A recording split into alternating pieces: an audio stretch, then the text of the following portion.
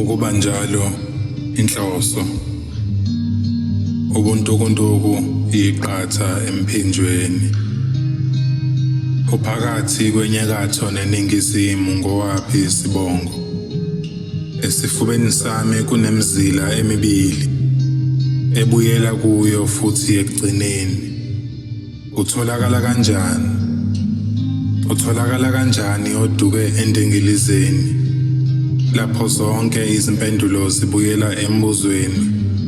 lapho konke okuzishaya sengathi kungilahlekela ngoba makungathi kusuke kungenjalo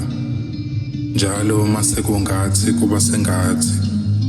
konke obekukhazimula izolo uhambo lwelahla ikuphi okusha ngoba sonke siyazi umphumela umlotha bayadela abafike ngayizolo abaphembi besanda kuthomba okukabani